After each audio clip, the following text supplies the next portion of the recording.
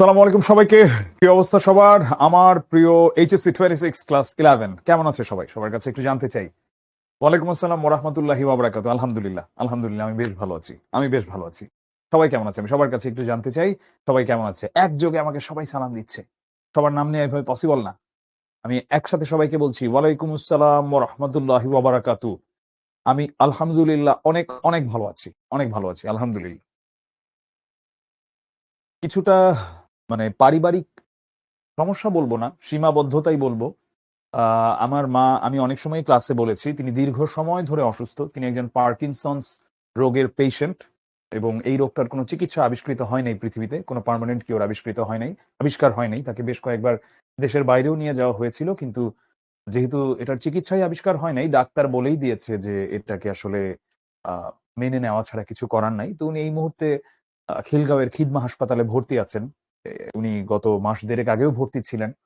তো যদিও এটা আমাদের জন্য দুঃখজনক, কিন্তু এখন আসলে এটাকে আমরা বাস্তবতা হিসেবে মেনে নিয়েছি। আমাদের কিছু করার নেই আরকি। আচ্ছা, এই যে একজন বলল এই প্রবন্ধ সিলেবাসে নাই। তুমি এইচএসসি 26 এর সিলেবাসটা কোথায় পেয়েছো? আমাকে একটু কাইন্ডলি সিলেবাসটা পাঠাবা। ঠিক আছে? কারণ এনসিটিবি সিলেবাস দেয়। ওই যে র‍্যান্ডম বিভিন্ন ইউটিউব চ্যানেল, বিভিন্ন ফেসবুক পেজ, এগুলো থেকে আমরা নানা রকম সিলেবাস পাচ্ছি। তো ওরা কি আল্টিমেটলি প্রশ্ন করে? ওরা তো প্রশ্ন করে না। প্রশ্ন করে এনসিটিবি। সরি, প্রশ্ন করে না। বইটা দেয় হচ্ছে এনসিটিভি। ওরা কি বই দেয়? তাহলে? একজন বলছে চট্টগ্রামে অনেক শীত পড়েছে, কিন্তু ঢাকায় কোনো শীত নাই। ঢাকায় হচ্ছে আমি আজকে দুপুরে যখন আসলাম অফিসে, তখন আ দুপুরে অনেক রোদ। অনেক রোদ মানে অনেক গরম। আর আসলে হালকা, হালকা ঠান্ডা আছে বাইরে। এই হচ্ছে ঢাকার অবস্থা। থ্যাংক ইউ যে আমার ক্লাসগুলো ভালো লাগে। হ্যাঁ, সিউর, প্লিজ, প্লিজ। মেহেদী, তাহলে একটু কাইন্ডলি চ্যাটটা অফ করে দাও এখন। হ্যাঁ। আমি একটু সবার কাছে আগেই বলে নিলাম যে চ্যাটটা আমি এখন একটু অফ করে দিচ্ছি, হ্যাঁ? কারণ হচ্ছে এখন আমরা আমাদের মানব কল্যাণ চ্যাপ্টারটাতে চলে যাব এবং আমি সবার কাছ থেকে পূর্ণ মনোযোগ চাই। প্রতি ক্লাসের শুরুতে আমি কিছু রুলস অ্যান্ড রেগুলেশনস বলি, এখনো সেটা বলব। অনলাইন ক্লাসে ঘুম আসে, এটা জানি। এটা তোর যেমন আসে, আমি অনলাইন ক্লাস করতে গেলে আমারও ঘুম আসে। তো কি করতে হবে? অনলাইন ক্লাসে ঘুম আসলে একটু চোখ মুখ ধুয়ে তাড়াতাড়ি করে আবার ক্লাসে এসে বসে যেতে হবে। দরকার হলে বসতে, বসতে যদি মনে হয় যে ক্লাসটা আমার ঘুম, ঘুম লাগছে, দাঁড়িয়ে যেতে হবে। এবং ওই যে একটু শুয়ে বসে চেগায় বসে ক্লাস দেখলাম, এগুলো করা যাবে না। ঠিক আছে? আর ৮-১০ টা অফলাইন ক্লাসের মতো যেভাবে আমরা একটা অফলাইন স্যার পড়ালে বা কোচিং এ পড়লে আমরা যেমন গুরুত্বের সহকারে পড়ি, এভাবে এটা করতে হবে। ঠিক আছে? অন্য সব ডিস্ট্রাকশন যা আছে বাদ।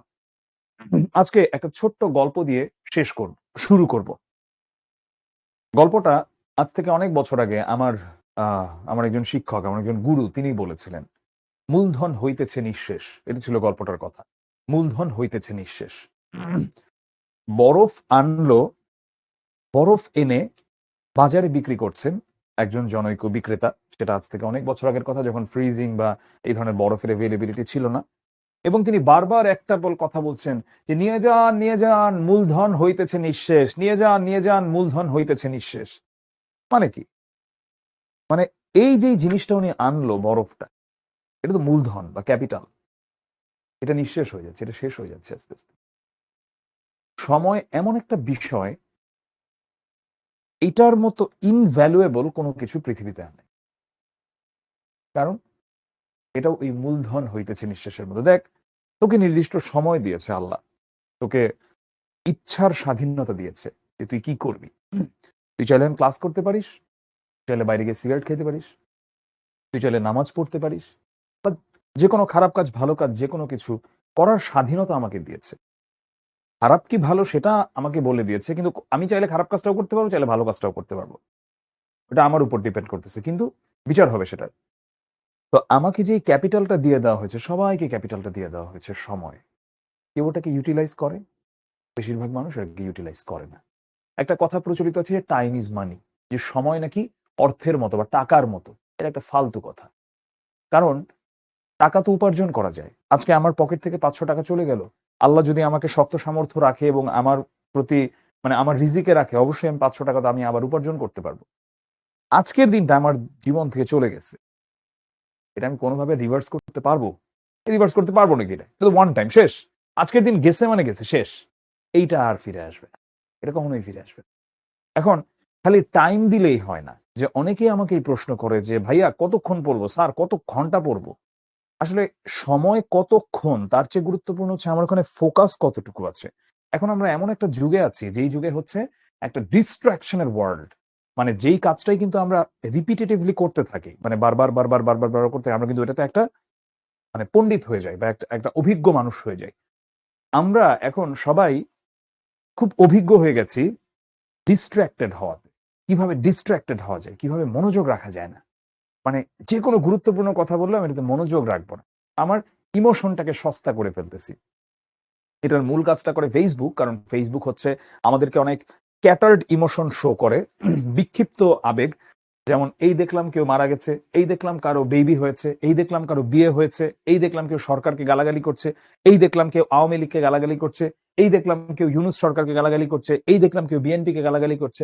মানে এই মানে মোট কথা র‍্যান্ডম স্টাফ। এই দেখলাম কেউ একটা বই পড়ছে, এই দেখলাম কেউ ঘুরতে গেছে, which is random। বাস্তবে তো এইভাবে হয় না। বাস্তবে তো এত দ্রুত তো কোনো কিছু শিফট হয় না। এর কারণে যেটা হয় আমাদের অনুভূতিগুলো ভোঁতা হয়ে যাচ্ছে। অনুভূতিগুলোর ধারটা কমে যাচ্ছে। আর আমরা মনোযোগ দিতে পারছি না। তাহলে মনোযোগ দেওয়ার জন্য কি করতে হবে? এইসব মনে কর যে এইসব মনে যে আমি এখন থেকে অ্যাটেনটিভ থাকবো।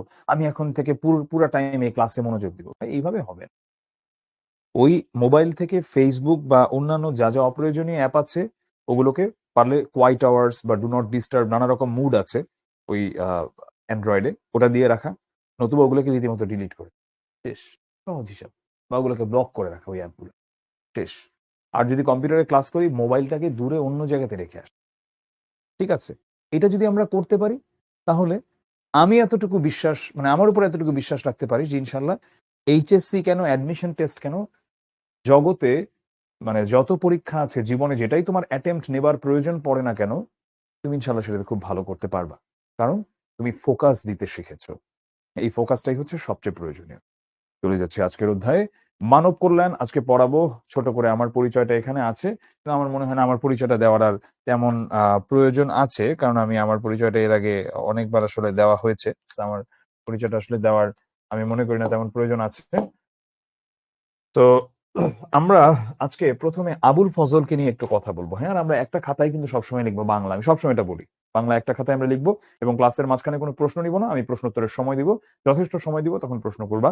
এবং প্রশ্নোত্তরে যদি আমি ওই সময়ে কোনো কিছু মিস করেও যাই, পরবর্তীতে গ্রুপে প্রশ্ন করলে অবশ্যই আমি চেষ্টা করব সেটার উত্তর দিতে। আমি যদি উত্তর না দিই আমাকে ডিরেক্ট ট্যাগ দিবা। আমি এসে উত্তর দিয়ে যাব ইনশাআল্লাহ। আবুল ফজল ১৯০৩ সালে জন্মেছিলেন। মৃত্যুবরণ করেন তিনি ১৯৮৩ সালে। অর্থাৎ ৮০ বছরের জীবদ্দশা এই ব্যক্তিটির ছিল। আবুল ফজল জন্মেছিলেন চট্টগ্রামের সাতকানিয়াতে। কে যেন বলছিল যে চট্টগ্রামে নাকি আজকে অনেক শীত। আমার মনে পড়ে যায় চট্টগ্রামের কিছু ফ্যানের কথা। আমি তো একটা বড় সময় ধরে আরজে ছিলাম, রেডিও হোস্ট, রেডিও ঢোল 94.0 এফএম। তো ওখানে আমি ইন্টারন্যাশনাল মিউজিক নিয়ে একটা শো করতাম। তো ওখানে চট্টগ্রামের কিছু স্পেসিফিক ফ্যানস ছিল। যারা আমাকে নিয়মিত চট্টগ্রাম থেকে এসএমএস করত। আমার মনে পড়ে আজ থেকে অনেক বছর আগের কথা। এখন প্রযুক্তি অনেক এগিয়ে গেছে।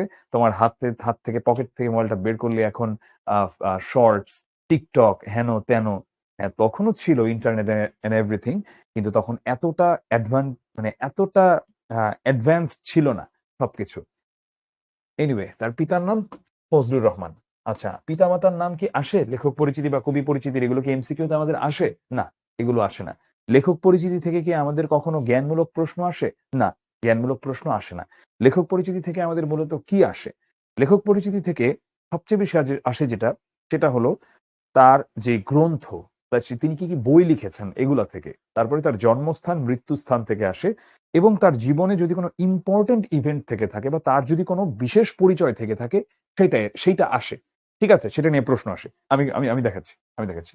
তিনি চট্টগ্রাম ও ঢাকায় তার শিক্ষা জীবন অতিবাহিত করেন।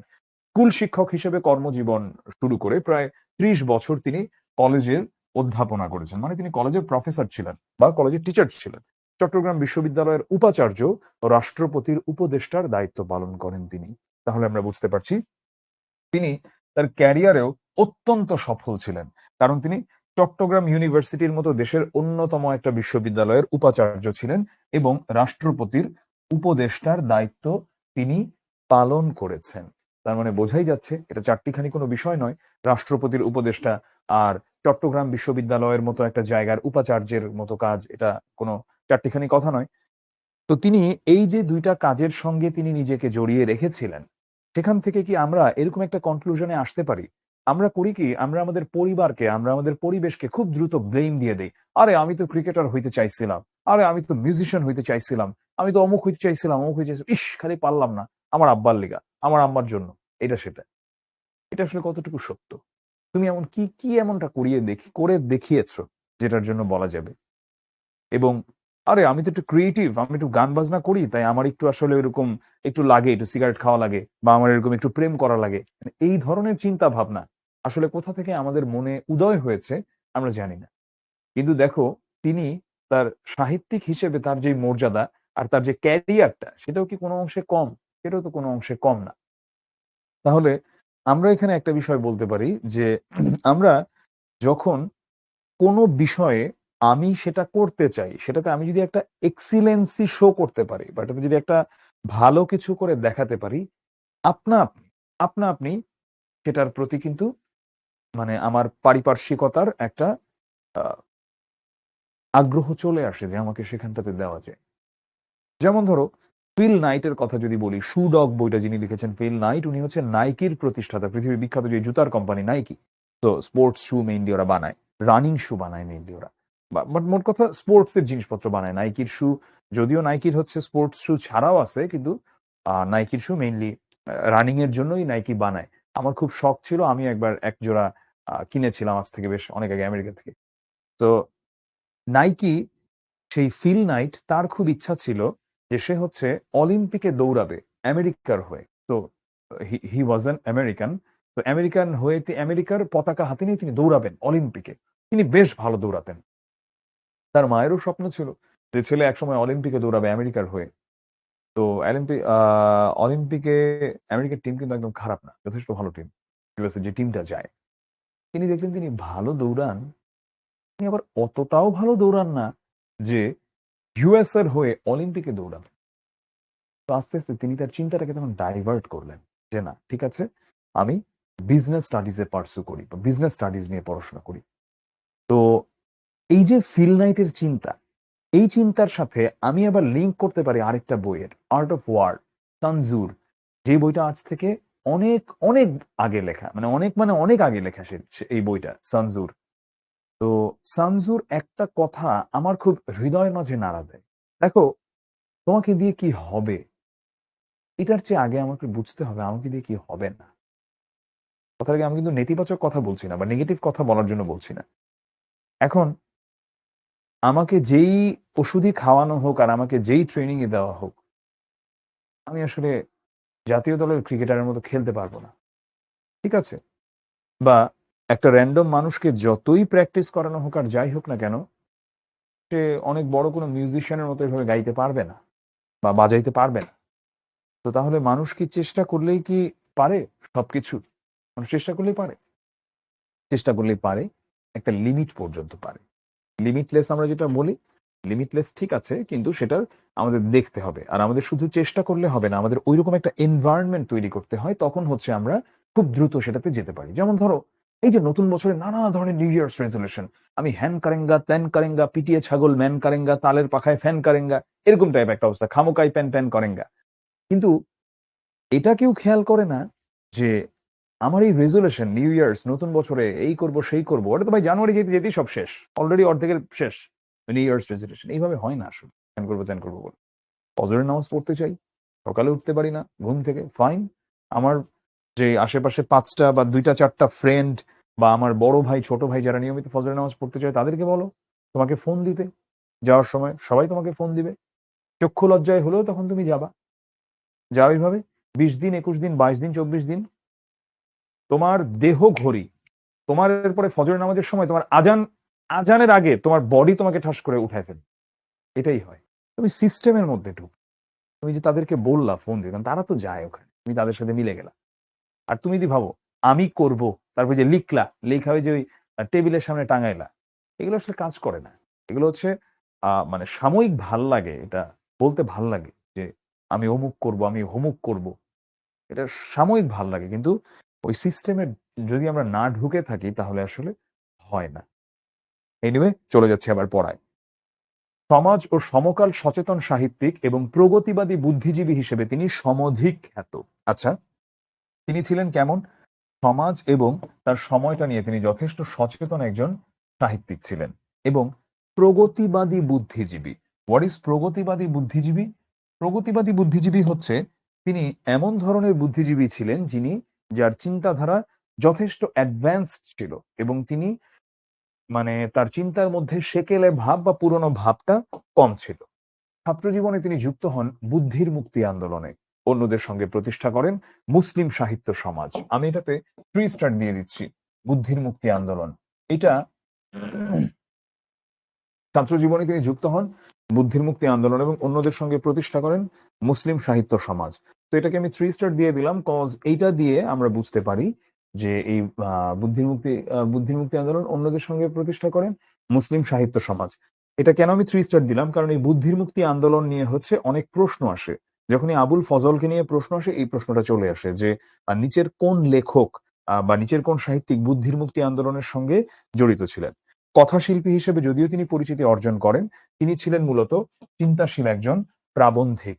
তার প্রবন্ধে আমরা সাহিত্য, সংস্কৃতি, সমাজ, রাষ্ট্র এগুলো সম্পর্কে খুব গভীর এবং স্বচ্ছ দৃষ্টির পরিচয় আমরা দেখতে পাই। আর আধুনিক অসাম্প্রদায়িক জীবনবোধ, অসাম্প্রদায়িক মানে কি? অসাম্প্রদায়িক মানে হচ্ছে সকল সম্প্রদায়কে এক হিসেবে দেখা, মানে সম্প্রদায়ের মধ্যে ভেদাভেদ না করা। কে হিন্দু, কে মুসলিম, কে বৌদ্ধ, কে খ্রিস্টান নয়। এখানে যেহেতু তারা মানুষ, আমি তাদেরকে মানুষের মতো আচরণ করব, তাদের সঙ্গে একটা ভদ্র ভালো মানুষের মতো আচরণ করব। আমি তার সঙ্গে জঙ্গলি জানোয়ারের মতো বা অমানুষের মতো আচরণ করব না। সে পাহাড়ি নাকি বাঙালি, আমি তার সঙ্গে এমন আচরণ করব না। আমরা বাঙালি না বাংলাদেশি এগুলো নিয়ে অনেক কথা আছে, সেই কথায় আমি যাচ্ছি না।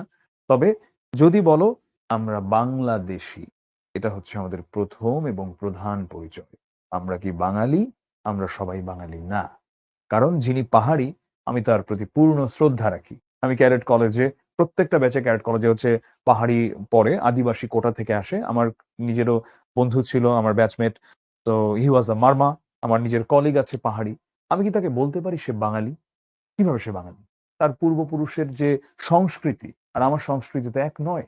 তার পূর্বপুরুষ দেখতে যেমন ছিল সেও দেখতে যেমন আর আমি দেখতে যেমন, আমার পূর্বপুরুষ যেমন ছিল আমরা তো এক নয়।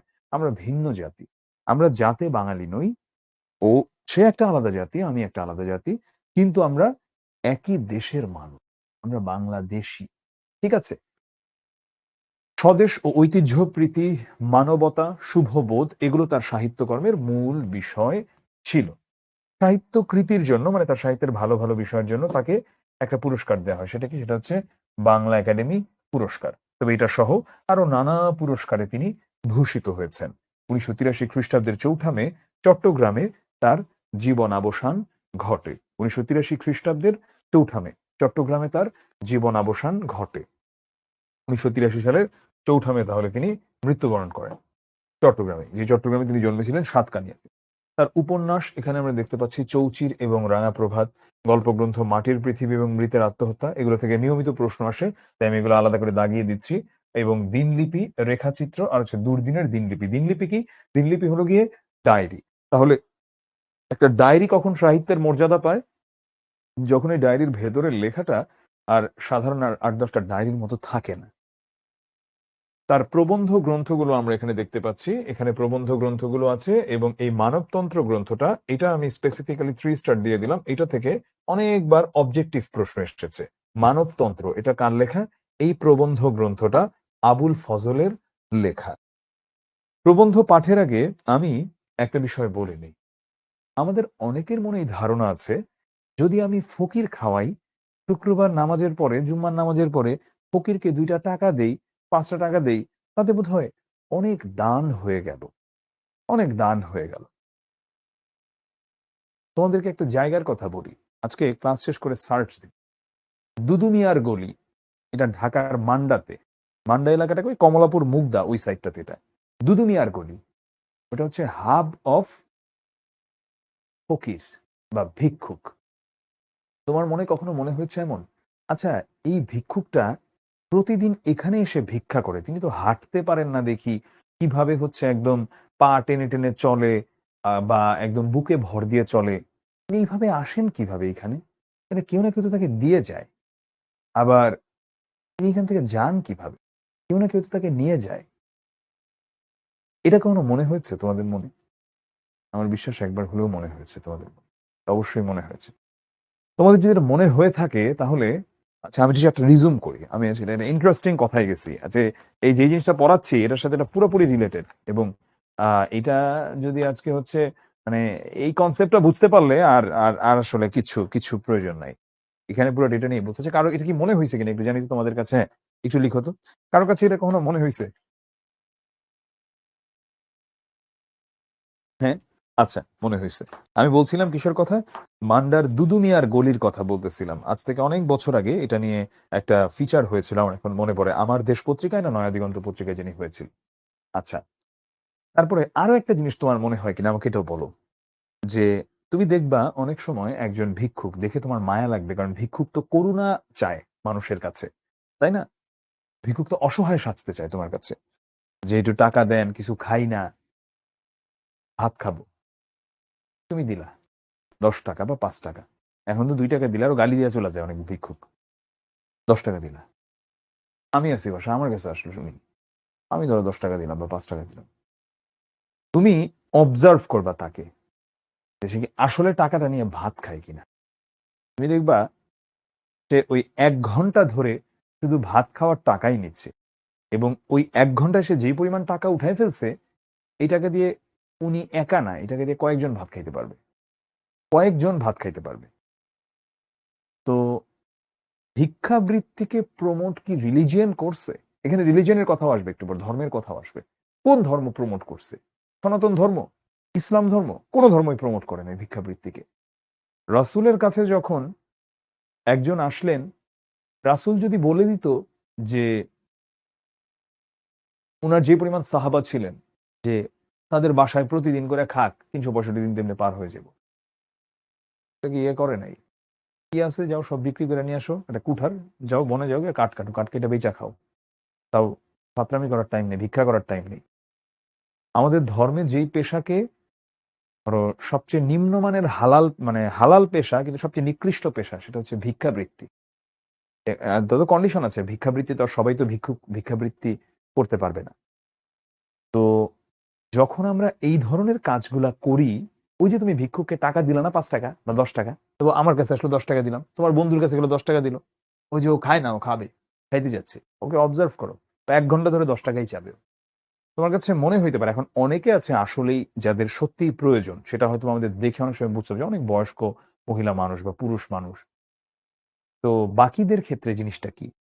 বাকিদের ক্ষেত্রে এটা জাস্ট একটা ভিক্ষাবৃত্তি হচ্ছে একটা ব্যবসা। এবং তুমি যেসব ভিক্ষুককে দেখো তার অন্তত ৯০ ভাগ ভিক্ষুক হচ্ছে ফেক এবং ভুয়া ভণ্ড ব্যবসায়ী। যে ওখানে ভিক্ষা করতে পারে, সে ওখানে ছোট্ট কিছু নিয়ে বিক্রিও করতে পারে। বাদাম বিক্রি করতে পারে, সে ঝালমুড়ি বিক্রি করতে পারে বা যেটা হোক সে বিক্রি করতে পারে। কিন্তু এটা সে করবে না। এখন আচ্ছা আ একজন একটা কথা বলেই যাচ্ছে বারবার সিলেবাসে আছে কি নাই? আচ্ছা এনসিটিবি যদি সিলেবাস না দেয়, তাইলে সিলেবাসটা কে দিতে পারে? ধরো এনসিটিবি সিলেবাস দেয় নাই। তাহলে সিলেবাস কে দিবে? সিলেবাস তো দেওয়ার আর কেউ নাই। এখন পড়ছো বি অন দ্য প্রেজেন্ট। এটা পড়ো, পড়তে থাকো। এটা থাকবে সিলেবাসে। চিন্তা করো না এত। এটা পড়তে থাকো। এই ফালতু প্রশ্ন করতে থাকো না। এই সিলেবাস বলেন। হ্যাঁ। এখন এই যে বললাম যে তুমি যখন আল্টিমেটলি ভিক্ষা দিচ্ছ, তখন তুমি আরেকটা ক্রাইম করতেছো। তুমি আরেকটা ক্রিমিনাল। তুমি নিজেকে নিজে ভাবো যে তুমি নিজে একটা ক্রিমিনাল। তুমি যখন ভিক্ষা দিচ্ছ, তুমি ওকে পঙ্গু বানাইতেছো। কিভাবে পঙ্গু বানাইতেছো? প্রথমত ও কিন্তু জিডিপিতে দেশের অর্থনীতিতে তো ওর কোনো ভূমিকা নাই। ভূমিকা তো দূরে থাক। ও তো আরো বাঁশ মারতেছে। পরিবেশ নষ্ট করতেছে ও। তো তুমি যেটা করতেছো, তুমি ভিক্ষা দেওয়ার কারণে ও কিন্তু ক্ষমতায়ন হচ্ছে না। আমি এখন যে কথাগুলো বলব, এই কথাগুলো জাস্ট জিস্ট।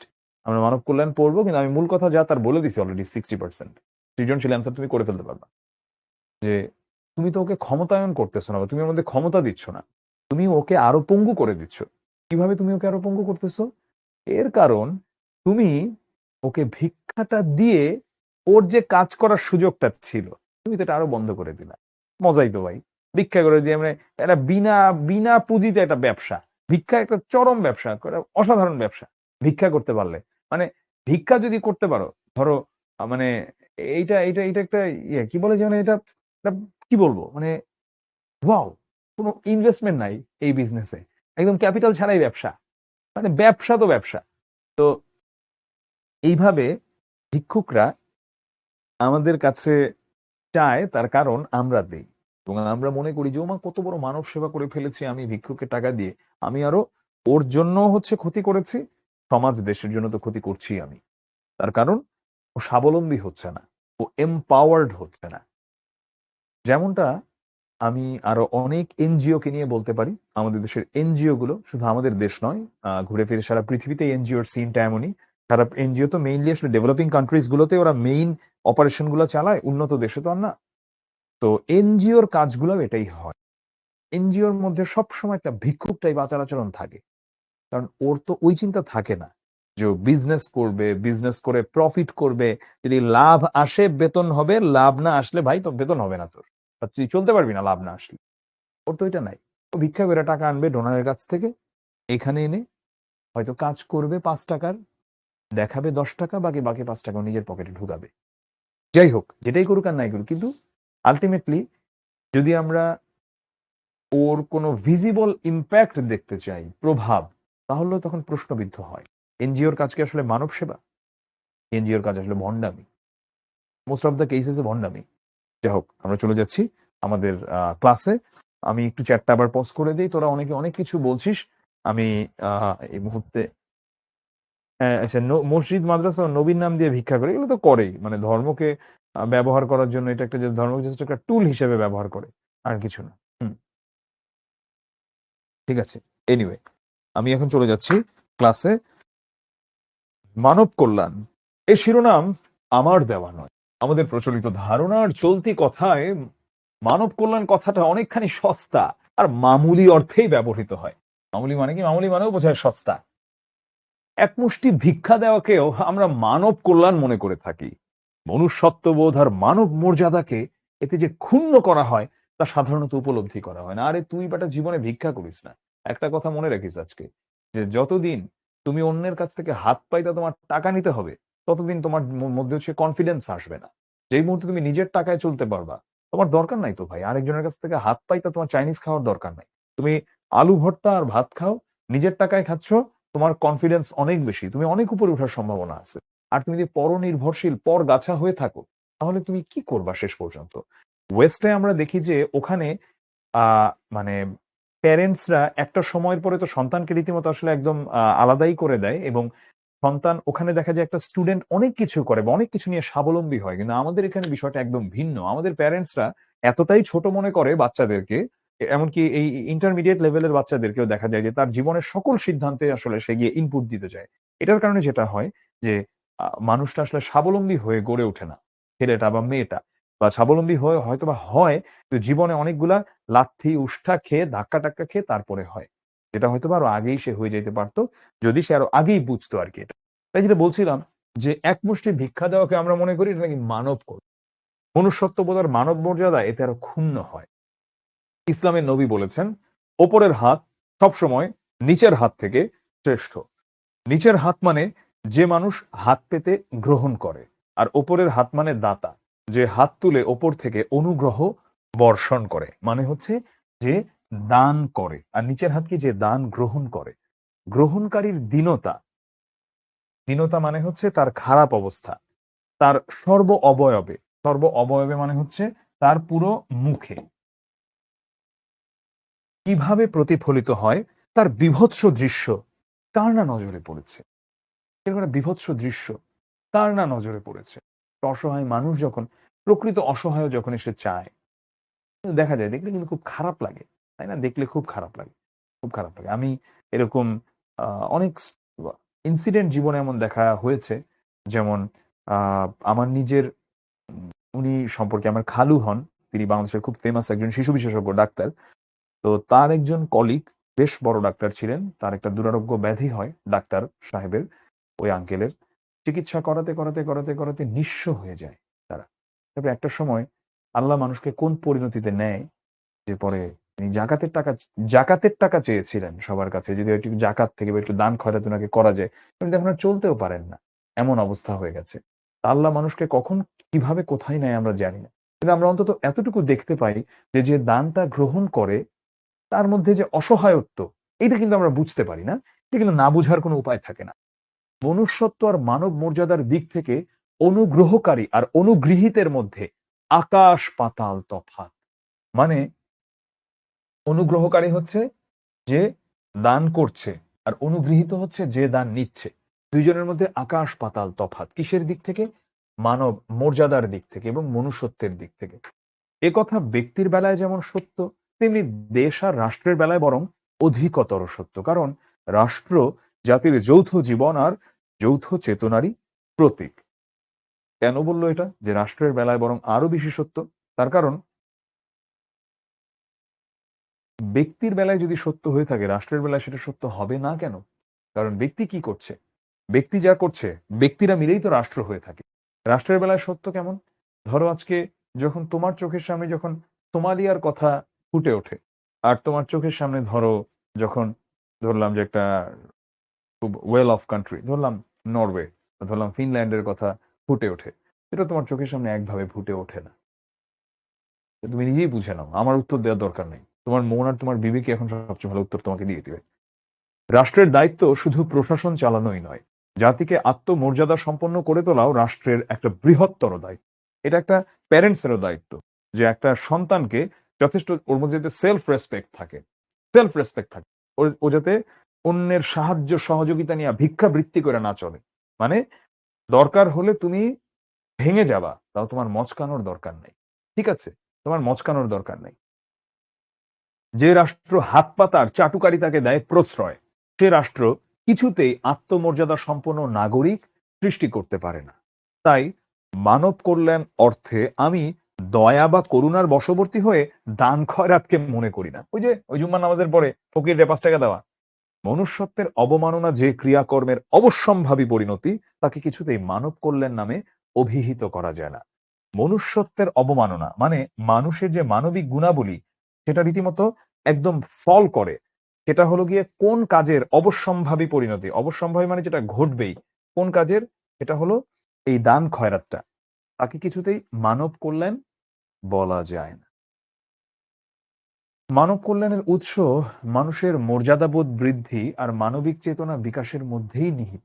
আচ্ছা, মানুষের মর্যাদা বোধকে বাড়ানো আর মানবিক চেতনাটাকে বিকাশ করার মধ্যেই এটা রয়েছে, মানব কল্যাণটা। একদিন এক ব্যক্তি ইসলামের নবীর কাছে ভিক্ষা চাইতে এসেছিল। নবী তাকে একখানা কুড়াল কিনে দিয়ে বলেছিলেন, এটি দিয়ে তুমি বন থেকে কাঠ সংগ্রহ করে বাজারে বিক্রি করে জীবিকা রোজগার করোগে। এভাবে তিনি লোকটিকে শুধু স্বাবলম্বনের পথ দেখাননি, সে সঙ্গে দেখিয়ে দিয়েছিলেন মর্যাদাবান হওয়ার, মর্যাদার সাথে জীবনযাপনের উপায়ও।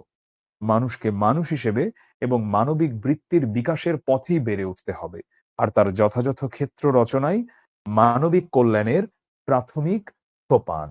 সোপান মানে কি? সোপান মানে হচ্ছে সিঁড়ি। এখানে বোঝাচ্ছে যে মানুষকে মানুষ হিসেবে এবং মানবিক বৃত্তি মানে কি?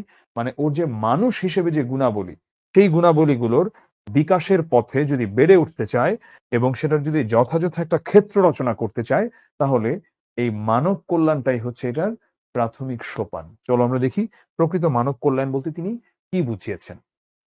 সে সোপান রচনাই সমাজ আর রাষ্ট্রের দায়িত্ব। সোপান শব্দের অর্থ কি? সিঁড়ি। সমাজের ক্ষুদ্রতম অঙ্গ বা ইউনিট পরিবার, সে পরিবারকেও পালন করতে হয় এ দায়িত্ব। কারণ মানুষের ভবিষ্যৎ জীবনের সূচনা সেখান থেকেই। মানুষের ভবিষ্যৎ জীবনের সূচনা কোথা থেকে? এই পরিবার থেকেই মানুষের ভবিষ্যৎ জীবনের সূচনা।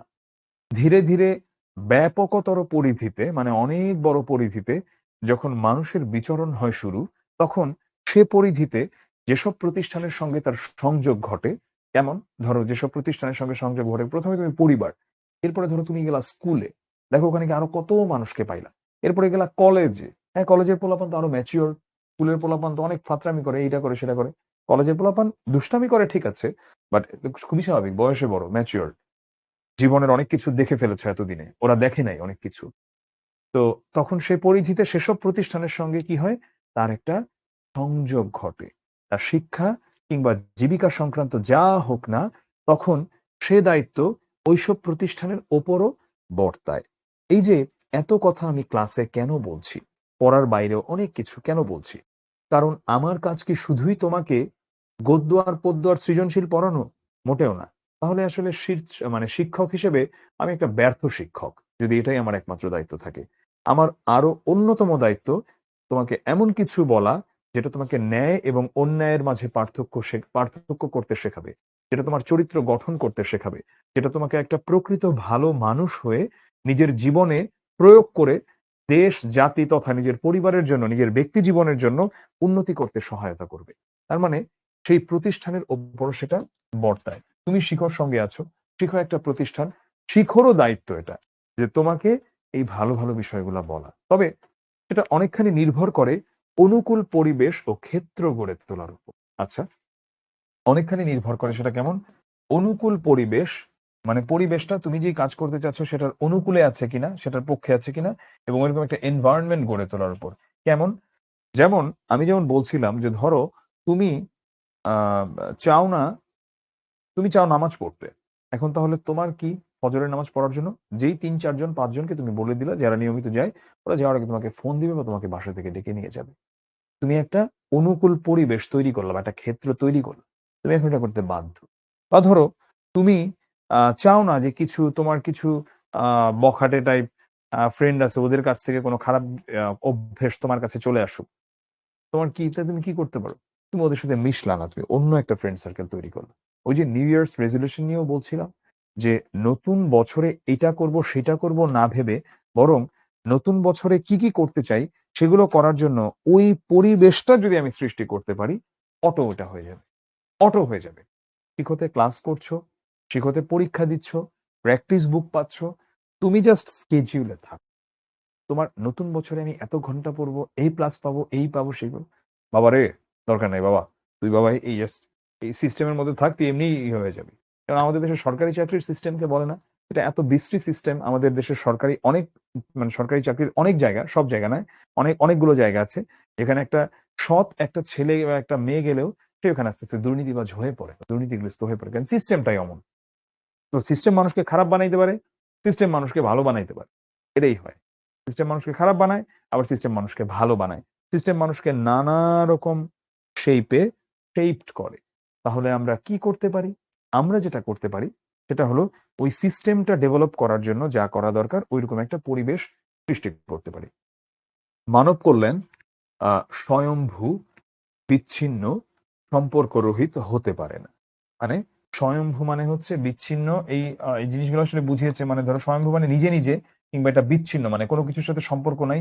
সম্পর্করহিত মানে সব সম্পর্ককে কাটাকাটি করে এটা হতে পারে না। প্রতিটি মানুষ যেমন সমাজের সঙ্গে সম্পর্কিত, তেমনি তার কল্যাণও সামগ্রিকভাবে সমাজের ভালো-মন্দের সঙ্গে সংযুক্ত। উপলব্ধি ছাড়া মানব কল্যাণ স্রেফ দান খয়রাত আর কাঙালি ভোজনের মতো মানব মর্যাদার অবমাননাকর এক পদ্ধতি না হয়ে যায় না, যা আমাদের দেশ আর সমাজে হয়েছে। মানে তুমি যদি ধরো এখন যেমন আসুন্না ফাউন্ডেশন যেটা করে, আসুন্না ফাউন্ডেশন হচ্ছে যারা তোমার ধরো অনেক মহিলাকে সেলাইয়ের ট্রেনিং দেয়, ট্রেনিং দিয়ে তাদেরকে সেলাই মেশিন কিনে দেয়। ঠিক আছে? এখন ধরো যেমন ওখানে মানুষজন দান করে, তো এটা কোয়ান্টাম ফাউন্ডেশনও করে। তারপরে ধরো আমি যেমন যশোরে অনেক রিক্সা দেখেছি। রিক্সার পেছনে লেখা আসুন্না ফাউন্ডেশন। আসুন্না ফাউন্ডেশন একটা রিক্সা দিয়েছে। বা ধরো আসুন্না ফাউন্ডেশন অনেককে স্কিল মানে ট্রেনিং দেয়। আসুন্না ফাউন্ডেশন স্কিলস ওদের একটা প্রোগ্রাম আছে। তো ধরো এখন তুমি অসহায় মানুষকে হেল্প করতে টাকা দিয়েছো। আর আমি গিয়ে টাকা দিয়ে দিলাম। ওই যে আমাদের দেশে যেটা করে, এর চেয়ে দুঃখের কিছু নাই। আচ্ছা কে এটা দেখেছো বলতো? রোজার সময় আমাদের দেশে একটা জিনিস শুরু হয়। এটা যে কয়েকদিন পরে তো রোজা, রোজা তো আর বেশি দিন নাই। সেটা হলো এখানে জাকাতের শাড়ি লুঙ্গি পাওয়া যায়। এটা কে দেখছো এই লেখাটা? আমাকে একটু বলো তো। এখানে জাকাতের শাড়ি লুঙ্গি পাওয়া যায়। এটা আমাকে আমাকে একটু বলো। কে এটা দেখছো? হ্যাঁ? সুদর্শন কি অবস্থা তোমার? সুদর্শন চন্দ্র বর্মন। আমাকে একটু বলো তো, সবাই বলো তো কে এটা দেখছো যে এখানে জাকাতের শাড়ি লুঙ্গি পাওয়া যায়? হ্যাঁ? হ্যাঁ, দেখছো না? দেখছো। আচ্ছা, দেখছো। দেখছো। অনেকের নাম দেখছি। অনেকের নাম দেখছো। আচ্ছা হোয়াট দ্য হেল ভাই? হোয়াট ইস জাকাতের শাড়ি লুঙ্গি ভাই? জাকাতের জন্য আবার আলাদা কি ধরনের শাড়ি পাওয়া যায় ভাই? লুঙ্গি পাওয়া যায়? এটা আমাকে একটু বলো তো, তোমরা বলো তো জাকাতের শাড়ি লুঙ্গিটা কি আসলে? জাকাতের শাড়ি লুঙ্গি জিনিসটা কি? এই যে এখানে জাকাতের শাড়ি লুঙ্গি পাওয়া যায়। জাকাতের শাড়ি লুঙ্গিটা কি আমাকে কেউ একটু বলো তো? আচ্ছা, প্রতি বছর দেয়। এই যে তোমাদের এলাকায় দেয়। দেখো না এটা। এক্সাক্টলি যে কম দামি যে কথাটা বলেছে আরকি। স্বয়ম্ভু মানে হচ্ছে সঙ্গীতা, ওটা বুঝিয়েছে ও নিজে, নিজে। এমন। সবচেয়ে ছেঁড়া ফাটা সবচেয়ে নিম্নমানের কোয়ালিটির যে শাড়ি এবং লুঙ্গি পাওয়া যায় সেগুলোকে বলা হয় জাকাতের শাড়ি লুঙ্গি। এবং কি করে ওই সাহেব তিনি আজকে বাড়িতে আসবেন, ওই মেম্বার সাহেব আজকে বাড়িতে আসবেন, লাইন ধরে 400-500 মানুষ 300 মানুষ জাকাতের শাড়ি দিবে, জাকাতের লুঙ্গি দিবে। এবং আরে নতুন শাড়ি কই পাইলি, এটা কইতে বললি, ওই যে অমুক হাসেম সাহেবের পোলায় দিছে, জাকাত দিছে, আরে অমুক। তাতে শুধু শাড়িটাই দেয়া হলো না, সঙ্গে কিছুটা মার্কেটিংও হয়ে গেল, কিছুটা বিপণন হয়ে গেল। আমার নামেরও আমার হয়, মানে আমার একটা নামও ফুটলো না, জাকাতের শাড়ি দিলাম, লুঙ্গি দিলাম। লাভ কি হইল? প্রথমত আমি তো স্টুপিড, আমার এই জাকাত আদায় হয়েছে কিনা আল্লাহ ভালো বলতে পারবেন, যে আমি শাড়ি লুঙ্গি দিয়ে মানুষের কাছ থেকে একটু নাম কামানোর চেষ্টা করছি। তো জাকাতের শাড়ি লুঙ্গি এটি কিভাবে হয়, এটি কিভাবে হইতে পারে? মানে হোয়াট ইজ জাকাতের শাড়ি লুঙ্গি? ওই দান খয়রাত। তার চেয়ে তুমি এই শাড়ি লুঙ্গি দিলে সে আবার আগামী বছর শাড়ি লুঙ্গি চাইতে আসবে। স্বাভাবিক, তুমি তো তাকে মানে কোনো মানে স্বাবলম্বী করতেছো। তুমি যেটা করো, তুমি তাকে একটা রিক্সা কিনা দাও, রিক্সা চালায়া। জাকাতের কনসেপ্ট কি? আমি এমন ভাবে তাকে স্বাবলম্বী করব, একটা সময় যে সে নিজেই জাকাত দিতে পারবে। তুমি তাকে রিক্সা কিনে দাও, তুমি তাকে ছোট দোকান দিয়ে দাও, তুমি তাকে একটা ছোট ব্যবসা শুরু করে দাও, বা তুমি তাকে তোমার টাকা দিয়ে তাকে তুমি স্কিল ডেভেলপ করাও, সে ফ্রিল্যান্সিং করুক বা সে কিছু একটা করে শেখাক, বা তাকে যে ধরো মোবাইলের মেকানিক্স এর কাজ বা কিছু একটা তুমি তাকে শেখাও। এটা হলো গিয়ে স্বাবলম্বন। এবং এটাই আমাদের এই প্রাবন্ধিকের মতে এটাই হলো প্রকৃত মানব কল্যাণ, প্রকৃত মানব কল্যাণ। চলো আমরা ধরো আমি একটু চ্যাটটা একটু পজ করি, হ্যাঁ। আমি তোমাদের সাথে আসলে খুব ভালো লাগে অনেক কথাবার্তা বলতে, কারণ তোমরা যথেষ্ট ম্যাচিওর একটা ব্যাচ। এটা আমার কাছে খুব ভালো লাগে, আমি তোমাদের রেসপন্স দেখেই বুঝি। তোমাদের অনেক ব্যাচমেট অনেক সময় আসে গুলশান 2 শিখো ক্যাম্পাসে, কথাবার্তা বললেও বুঝি। আসলে অন্যান্য ব্যাচ একটু ছোট, তো ওরা ওরা দেখে যে অনেক কিছু বুঝতে পারে না, এটা আর কি। তো তোমাদের সাথে কথাবার্তা বলতেও ভালো লাগে। কাঙালি ভোজন, তো কাঙালি ভোজনটা কি? ধরো ওই তুমি খাওয়াইলা লাইন ধইরা, ফকির খাওয়াইলা, তাতে লাভ কি হইলো? লাভ কি হইলো? 15ই আগস্ট আগে হইতো কাঙালি ভোজ করাইতো অনেক জায়গাতেই আওয়ামী লীগেরা, কি লাভ হইলো? আচ্ছা ওকে তুমি এমনটা যাও, তুমি কাঙালি খাওয়ান লাগবে না, তো কাঙালি যাতে না থাকে, কাঙালি থাকবে কেন? এটা হচ্ছে মানবের জন্য একটা অমর্যাদাকর একটা বিষয়, ঠিক আছে, আর অবমাননা করা। তো এসবকে বাহবা দেওয়ার এবং এসব করে বাহবা কুড়োবার লোকেরও অভাব নেই আমাদের দেশে। কারণ ওই যে আমরা হচ্ছে যতটুকু না দান করি তার চেয়ে বেশি ওইটা নিয়ে ফেসবুকে পোস্ট করি। আমরা ওই যখন ফেনীতে বন্যা হলো, আমরা এমন অনেককে দেখেছি যে ওখানে রীতিমতো পিকনিক করতে যাচ্ছে ফ্রেন্ড সার্কেল মিলে, ওখানে টাকা তুলে। আরে বেটা, তুই টাকা তুলে 5-6 জন মিলে এইভাবে ছেলে মেয়ে মিলে যদি তুই যাইতেছস, তুই কয় টাকার দান করবি ওখানে গিয়া? আর তোর এই দানের দরকার নাই তো, তোর মানে ফাউল, তুই তো পৌঁছাইতে পারবি না ওই পর্যন্ত। তুই হচ্ছে করতেছসটা কি? তুই তোর ভাড়াতেই তুই অর্ধেক টাকা খাইয়ে দিলে। তো আমাদেরকে এভাবে ভাবতে হবে যে তোমাকে আমি স্বাবলম্বী করব, কোনো সমস্যা নাই, তুমি কিছু পারো না, আমার টাকা দিয়ে আমি তোমাকে শেখাবো, তারপরে তোমাকে আমি কাজ দিব, শেষ। কিন্তু তোমাকে যদি আমি আজকে ভিক্ষা দিই, কালকেও ভিক্ষা দিতে হবে, পরশুও ভিক্ষা দিতে হবে, আমারও লস, তোমারও লস। তার চেয়ে আমি তোমাকে স্বাবলম্বী করি। As-Sunnah foundation, that's the difference between As-Sunnah foundation কিংবা কোয়ান্টাম ফাউন্ডেশন ভার্সেস যে ভণ্ড বিদ্যানন্দ ফাউন্ডেশন। ফকির খাওয়াচ্ছে এবং এটা নিয়ে অনেক করতেছে, আরে আরে কি চোখের পানি পড়তেছে, আহারে ফকির খাওয়াচ্ছে। তারপরে ওই ফকির আবার আগামী মাসে খাবে, আবার খাবে, খেতেই থাকবে। তার চেয়ে তুমি ফকিরকে এমন ব্যবস্থা করে দাও, ফকির নিজেই যাতে পোলাও মাংস জোগাড় করে খাইতে পারে। এনিওয়ে, আসল কথা, মানুষের মনুষ্যত্বকে বাদ দিয়ে স্রেফ তার জৈব অস্তিত্বের প্রতি সহানুভূতিশীল এ ধরনের মানব কল্যাণ কিছুমাত্র ফলপ্রসূ হতে পারে না। কত চমৎকার একটা কথা তিনি বলেছেন, যে মানুষের মনুষ্যত্বকে বাদ দিয়ে, তোমার এই হৃদয়টাকে বাদ দিয়ে, তোমার এই মাইন্ডটাকে বাদ দিয়ে, শুধু তোমার জৈব অস্তিত্ব, মানে তোমার এই পেটটা ভরলো কিনা, শুধু এটার প্রতি যদি সহানুভূতিশীল হও, তাহলে ভাই ওই ধরনের মানব কল্যাণ দিয়ে ঘোড়ার ডিম হবে, কিছুই ফলপ্রসূ হতে পারে না। এই হেন মানব কল্যাণের, এরকম মানব কল্যাণের কুৎসিত ছবি দেখার জন্য ওই দূর দূরান্তে যাওয়ার প্রয়োজন নাই, আমাদের আশেপাশে চারদিকে তাকিয়ে দেখলেই সেটা দেখা যায়। ভাগ্যিস আবুল ফজলের সময় ফেসবুক ছিল না, ফেসবুক থাকলে না জানি তিনি হার্ট ফেল করতেন। বর্তমানে মানব কল্যাণ অর্থে আমরা যা বুঝি, তার প্রধানতম অন্তরায়, মানে হচ্ছে সেটার বাধা রাষ্ট্র, জাতি, সম্প্রদায় ও গোষ্ঠীগত চেতনা। কেমন গোষ্ঠীগত চেতনা এবং কেমন সাম্প্রদায়িক চেতনা? যেটা আমরা দেখি সেটা হতে পারে জেলা ভিত্তিক, হতে পারে ধর্মভিত্তিক, হতে পারে বাঙালি কিংবা মানে হতে পারে পাহাড়ি কিংবা সমতলের মানুষ, এগুলো ভিত্তিক নানা রকম, যেটা মানুষকে মেলায় না বরং বিভক্ত করে। বিভক্তিকরণের মনোভাব নিয়ে কারো কল্যাণ করা যায় না, করা যায় একমাত্র সমতা আর সহযোগ সহযোগিতার পথে। এটার সবচেয়ে বড় উদাহরণ দেখেছিলাম আমরা 36 অফ জুলাই, 36 জুলাইয়ের সেই দিন যেদিন সব এক হয়ে গেল। কে নাস্তিক, কে আস্তিক, কে একজন মাওলানা, কে একজন সনাতন ধর্মাবলম্বী, কে একজন বৌদ্ধ, কে একজন খ্রিস্টান, কে এলজিবিটি কিউ সাপোর্টার, কে এলজিবিটি কিউর বিরোধী, সবাই সেদিন হাত মিলাইলো। আগে স্বৈরাচারের নামা, তারপর কাহিনী হবে, তারপর আমরা দেখবো আমাদের বিভক্তি। আগে লাঠি নে, আগে ওরে বাইরে নামা, তারপরে খেলা হবে। তো বিভক্তিকরণের মনোভাব নিয়ে কারো কল্যাণ করা যায় না, করা যায় একমাত্র সমতা আর সহযোগ সহযোগিতার পথে। সত্যিকার মানব কল্যাণ মহৎ চিন্তা ভাবনারই ফসল। বাংলাদেশের মহৎ প্রতিভারা সবাই মানবিক চিন্তা আর আদর্শের উত্তরাধিকার রেখে গেছেন। দুঃখের বিষয়, সেই উত্তরাধিকারকে আমরা জীবনে প্রয়োগ করতে পারিনি, কারণ বাংলাদেশে তেমন মহান মানুষ ছিলেন, মানে শুধু বাংলাদেশ না, বাঙালি জাতি, বিদ্যাপতি চণ্ডীদাস থেকে লালন প্রমুখ কবি এবং অপেক্ষাকৃত আধুনিককালে রবীন্দ্রনাথ নজরুল, সবাই তো মানবিক চেতনার উদাত্ত কণ্ঠস্বর, মানে তারা সবাই হচ্ছে এই মানব কল্যাণের কথাই বলেছেন, যেটার কথা লেখক এখানে বলছেন।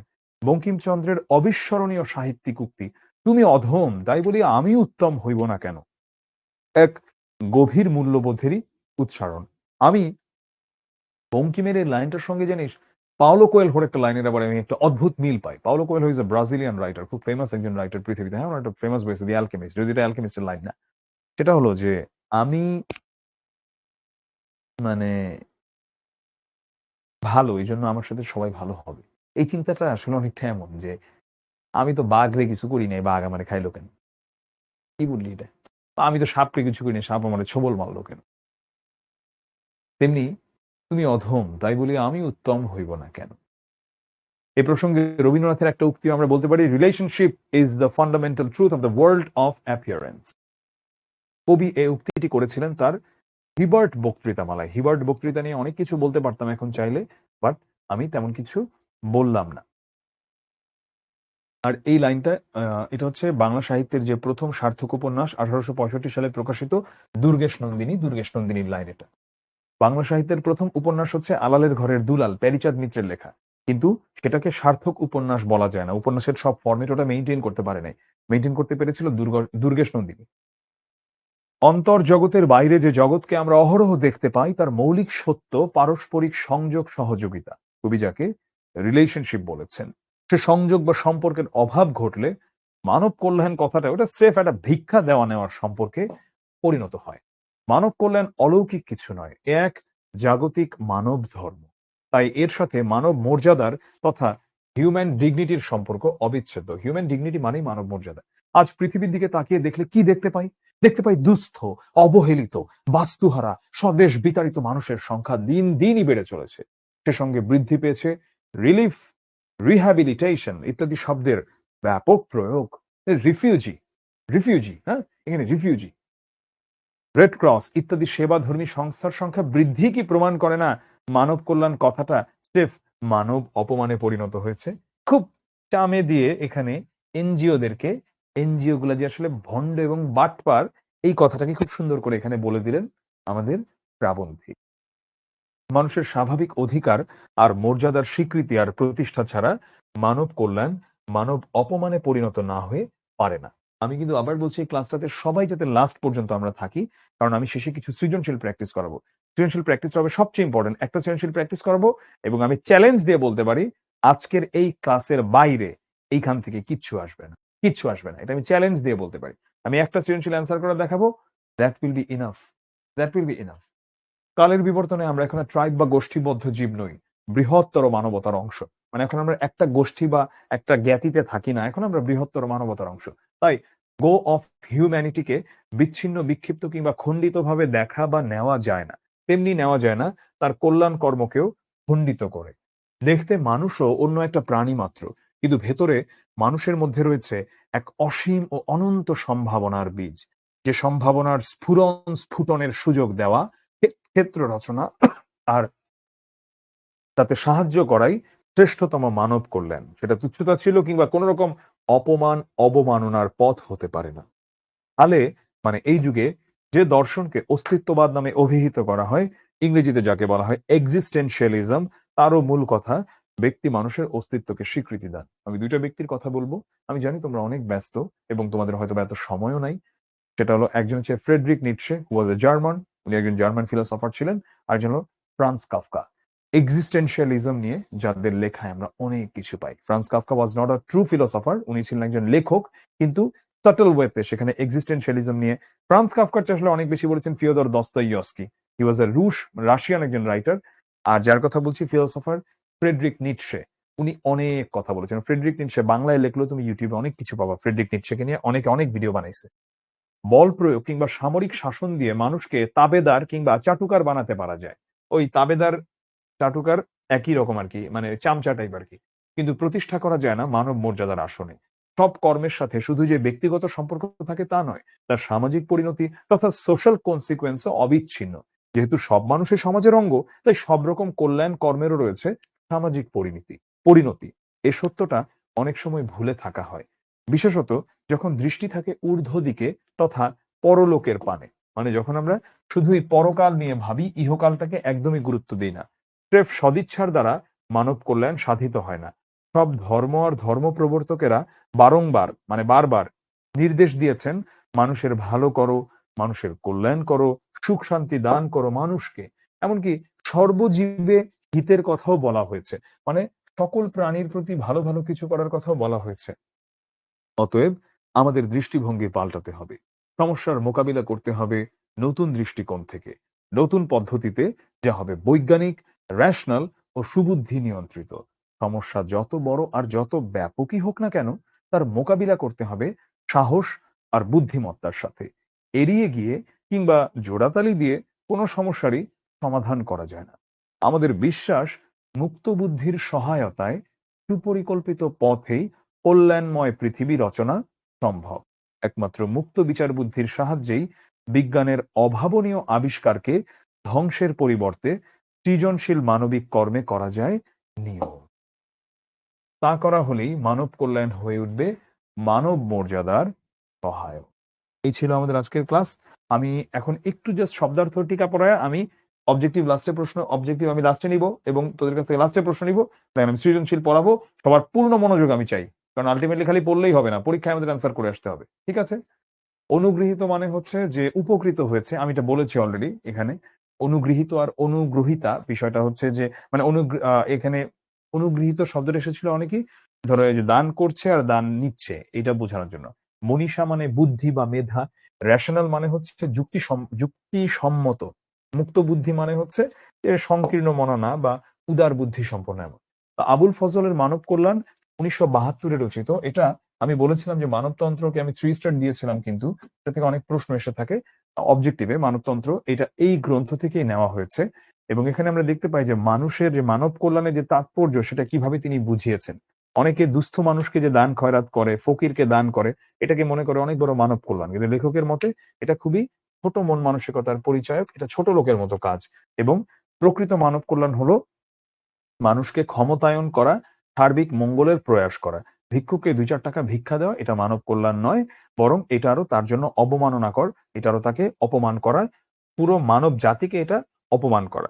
তাই লেখকের বিশ্বাস মুক্ত বুদ্ধির সহায়তায় পরিকল্পনা মাফিক পথেই কল্যাণময় পৃথিবী রচনা করা সম্ভব। এবারে আমি চলে যাব, আবার বলছি, এখন আমি 100% কনসেন্ট্রেশন চাই সৃজনশীল প্র্যাকটিসের জন্য। ঠিক আছে? ময়মনসিংহ বোর্ড 2023 আসা একটা প্রশ্ন, এটা এখন আমরা প্র্যাকটিস করব। তারপরে আমি অবজেক্টিভ দিব, আমি প্রশ্ন নিব, সব করব। এই আমি 8:30 পর্যন্ত এই ক্লাসে না? হ্যাঁ। জাকির ও জীবন 2 ভাই। লেখাপড়ায় ভালো, সমাজের উন্নয়নমূলক কাজেও তারা অংশগ্রহণ করে। তাদের পাশের গ্রামে পাহাড় ধসে অনেক বাড়িঘর পাহাড়ের নিচে চাপা পড়ে। সেখানে বহু মানুষ আটকা পড়ে। 2 ভাই সেখানে ছুটে যায়, কিন্তু জাকির উদ্ধার কাজে অংশগ্রহণ করলেও জীবন দাঁড়িয়ে বিষয়টি পর্যবেক্ষণ করে এবং কিছু আর্থিক সাহায্য করে। পাশাপাশি জাকির উদ্ধার কাজ শেষে তাদের সার্বিক পুনর্বাসনের চেষ্টা করে। এবারে আমরা এখান থেকেই উত্তর করার জিনিস দেখব। আমরা জানি ক এবং খ এই দুটার সাথে উদ্দীপকের কোনো সম্পর্ক নাই। তাহলে ক আর খ আমি কিভাবে অ্যান্সার করব? আমি সরাসরি আমার যেই পাঠ, যেমন এখানে কি মানব কল্যাণ, সেখান থেকে আমার উত্তর করতে হবে। রেশনাল শব্দের অর্থ কি? রেশনাল শব্দের অর্থ বিচার বুদ্ধি সম্পন্ন। ক নম্বরটা অর্থাৎ জ্ঞানমূলক আমরা কতটুকু লিখব? আমরা এক লাইন লিখব। মানব কল্যাণ কিভাবে মানব মর্যাদার সহায়ক হয়ে উঠবে, এটা আমরা কতটুকু লিখব? এটা আমরা 2 প্যারাতে লিখব। আচ্ছা, প্যারার জিনিসটা আমি লিখলাম না, যত নম্বর তত প্যারা। যেমন প্রথমটা 1 নম্বর 1 লাইন, দ্বিতীয়টা 2 নম্বর 2 প্যারা, তৃতীয়টা মানে গ প্রয়োগমূলক 3 নম্বর 3 প্যারা, 4 নম্বরটা মানে উচ্চতর দক্ষতা, এটা 4 নম্বর 4টা প্যারা। That's it. আবার আমরা এটাও দেখব যে কতটুকু লিখব। যেমন এখানে আমি দেখতে পাচ্ছি যতটুকু, আমি এখান থেকে হাফ পৃষ্ঠা লিখব। এখান থেকে আমি হাফ পৃষ্ঠা লিখব। ঠিক আছে? আবার আমি দেখা যাবে যখন গতে যাব, গটা আমি 1 পৃষ্ঠা লিখব। ঘটা আমি 1.5 পৃষ্ঠা লিখব। আমি এগুলো নিয়ে কথা বলব, কতটুকু লিখতে হবে। মানব কল্যাণ কিভাবে মানব মর্যাদার সহায়ক হয়ে উঠবে। কল্যাণময় পৃথিবী রচনা সম্ভব হলে মানব কল্যাণ মানব মর্যাদার সহায়ক হয়ে উঠবে। আমরা খতে এসে প্রথম লাইনটা দিব একটা জ্ঞানমূলক লাইন এবং সেটা 1 লাইনে দিব। যেমন এখানে মর্যাদার সহায়ক কিভাবে হয়ে উঠবে এটাকে আমি 1 লাইনে বলে দিলাম। আমি এটা বললেই আমার সৃজনশীলের নম্বর কিন্তু বেশ ফ্র্যাগমেন্টেড, অর্থাৎ খন্ড খন্ড খন্ড খন্ড। আমার 1 নম্বর আমি পেয়ে গেলাম। এবারে আমি আসি আমার অনুধাবনমূলক অংশে। মানব কল্যাণ প্রবন্ধে লেখক কল্যাণময় পৃথিবী রচনার প্রত্যাশা ব্যক্ত করেছেন। কল্যাণময় পৃথিবী বলতে তিনি এমন পৃথিবীকে বুঝিয়েছেন যেখানে মানব মর্যাদা কখনো ক্ষুণ্ণ হয় না, বরং সকল অবমাননাকর অবস্থা থেকে মর্যাদাপূর্ণ অবস্থায় সেখানে মানুষের উত্তরণ ঘটে। তিনি মনে করেন মুক্ত বুদ্ধির সহায়তায় পরিকল্পনা মাফিক পথে চললে সেটা সম্ভব, কারণ একমাত্র সুষ্ঠু পরিকল্পনাকারীকে সৃজনশীল মানবিক কর্মে নিয়োগ করা যায়।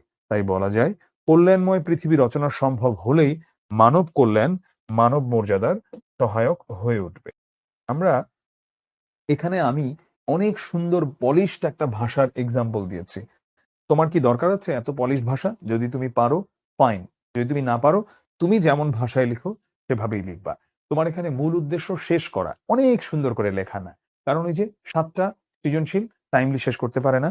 আমি এটা এই প্রশ্নটা আমি অনেক করি, এখন আমি আবার করছি। আচ্ছা, কার কার এই সমস্যা হয় যে টাইমলি সৃজনশীল শেষ করতে পারো না? আমি 4টা রিজুম করেছি, হ্যাঁ? আমাকে অ্যান্সার করো তো, এখানে লিখো তো দেখি তো। কার কার এই সমস্যা হয় যে 7টা সৃজনশীল টাইমলি শেষ করতে পারো না? লিখো তো। হ্যাঁ, দেখি অ্যান্সার দাও। দেখি কে কে পারো না 7টা সৃজনশীল টাইমলি শেষ করতে। হ্যাঁ, আচ্ছা আচ্ছা, এই যে হ্যাঁ, এই যে আমার আমার ক, হ্যাঁ এই যে এক্স্যাক্টলি এক্স্যাক্টলি, এই যে অনেকেরই সমস্যা হয়। এই সমস্যার সমাধান কি? সমস্যা যেহেতু আছে সেটা তো সমাধান তো করতে হবে। সমাধান করতে হবে না? হ্যাঁ, একটু চ্যাটটা পজ করে দিই আবার। সমস্যার সমাধান হচ্ছে যে আমাদেরকে জানতে হবে কোনটা কতটুকু লিখবো এবং প্রতিটা সৃজনশীলের জন্য আমাদের একটা নির্দিষ্ট টাইম ভাগ করা থাকতে হবে। আমি তো এটা ক্লাসে বলি, বাট তারপরেও আমাদের ইউটিউব চ্যানেলে কিন্তু এটা নিয়ে তোমাদের শাহেদিন ভাই একটা খুব সুন্দর ভিডিও বানিয়েছিল, যে একটা নিনজা টেকনিক কিভাবে সময় মতো করতে হবে। আমি যা বলছি ওই কথাটাও বলেছে, একই কথা শাওনও বলেছে। শাওনও একটা ভিডিওতে এটা বানিয়েছিল, শাওন রেজা আমাদের। তো আমার কথা যেটা সেটা হলো গিয়ে যে এই যে আমরা যখন মানব কল্যাণ বা যেটা নিয়েই লিখছি, আমি আধা পৃষ্ঠার বেশি আমি লিখবো না, লিখবো না মানে লিখবো না, দ্যাটস ইট, শেষ। এটাই আমার কথা। আধা পৃষ্ঠা লিখব সর্বোচ্চ, শেষ। আমার কাজ ভাই শেষ করা। আমি এখানে ক্যালিগ্রাফি করতে আসিনি। জীবন চরিত্রের মধ্যে মানব কল্যাণের কোন দিকটি সাদৃশ্যপূর্ণ? ওই যে উদ্দীপকের যে জীবন, হ্যাঁ। মানব কল্যাণের আমরা দেখতে পাই জীবন হচ্ছে আসলে ওইভাবে পাহাড় ধসের পরে ওখানে যে কোনো কাজে হাত লাগায় না, সে জাস্ট কিছু দান খয়রাত করেই সাইড কেটে যায়। তো যারা দুস্থ মানুষকে করুণাবশত দান খয়রাত করাকে মানব কল্যাণ মনে করে, সেই দিকটাই উদ্দীপকের জীবন চরিত্রে আমরা দেখতে পাই। ঠিক আছে? তাহলে আমি প্রথমে একটা জ্ঞানমূলক কথা দিব, 1 নম্বর পেয়ে গেলাম। আচ্ছা, এটা আমি কতটুকু লিখবো? এটা আমি 1 পৃষ্ঠা লিখব। মানব কল্যাণ প্রবন্ধের লেখক বলেছেন যে আমাদের সমাজের অনেকে আছেন যারা দান খয়রাত আর কাঙালি ভোজনকে মানব কল্যাণ মনে করেন। তারা মনে করেন মানুষের জৈব অস্তিত্বের প্রতি সহানুভূতিশীল হওয়াই মানব কল্যাণ। অনেকে আবার বাহবা কুড়াবার জন্য এসব করে থাকেন। কেউ কেউ একমুষ্টি ভিক্ষা দেওয়াকেও মানব কল্যাণ মনে করেন, যা লেখক মানতে রাজি নন। উদ্দীপকের জীবন পাহাড় ধসে আটকে পড়া মানুষদের দুরবস্থা দেখতে গিয়ে সামান্য সাহায্য করে ফিরে আসে। এর মধ্য দিয়েই সে মনে করে সে অনেক বড় কাজ করে ফেলেছে। কিন্তু মানব কল্যাণের যে উৎস, আমরা যখন সেই দিকে যাই তখন দেখতে পাই যে মানুষের মর্যাদাবোধ বৃদ্ধি কিংবা মানবিক চেতনা বিকাশ, এটার সঙ্গে আসলে সে তেমন কিছু পড়ে নাই। তো ওভাবেই আমরা বলতে পারি যে মানব কল্যাণের সঙ্গে যারা মানে সাময়িক কোন রকম দান খয়রাত করাকে অনুগ্রহ মনে করে, তাদের চরিত্রটাই হচ্ছে জীবনের চরিত্র। এখন এইখানে আমাদের কিভাবে কি করতে হয়? ১ম এ একটা জ্ঞানমূলক তথ্য দিব, তারপরে আমি অল্প একটু অনুধাবনমূলক কথা বলব, এরপরে আমি প্রয়োগমূলক কথা বলব। জ্ঞানমূলক, অনুধাবনমূলক, প্রয়োগমূলক, ১+১ এইভাবে আমার ৩ নম্বর আসে। এই ৩ নম্বরের মাঝে আবার আরো কাহিনী আছে। এখানে তো জ্ঞানমূলক লিখলাম, এখানে তো প্রয়োগমূলক লিখলাম, যেটার সঙ্গে সরাসরি উদ্দীপকের সম্পর্ক নাই। কিন্তু এখানে জ্ঞানমূলক লিখলাম, এখানে অনুধাবনমূলক লিখলাম। প্রয়োগমূলক এটা সম্পূর্ণ উদ্দীপকের সঙ্গে আমার যে মূল প্রবন্ধটা, এক্ষেত্রে যেহেতু প্রবন্ধতে আমি প্রবন্ধের কথাই বললাম, সেটার সঙ্গে তুলনা করে, করে সেটার সঙ্গে নানা রকম উপমা দিয়ে, দিয়ে এবং একটা কম্পারিজন দিয়ে, দিয়ে এটা আমাদেরকে করতে হয়। এই হলো আমাদের সাদৃশ্যপূর্ণ দিক বা কিভাবে কি অ্যান্সার করব তার আদ্যোপান্ত। এবারে আমি যাই, জীবন নয় জাকির চরিত্রের মধ্য দিয়ে মানব কল্যাণের আদর্শ ফুটে উঠেছে। মানব কল্যাণ প্রবন্ধের আলোকে মন্তব্যটি মূল্যায়ন করো। উদ্দীপকের জীবন সাময়িক অনুগ্রহ করাকে মানব কল্যাণ মনে করলেও মানব কল্যাণের প্রকৃত স্বরূপ ফুটে উঠেছে জাকির চরিত্রের মধ্য দিয়ে। আমি যখন জ্ঞানমূলক কথাটা বললাম, আমি ১ নম্বর পেয়ে গেলাম।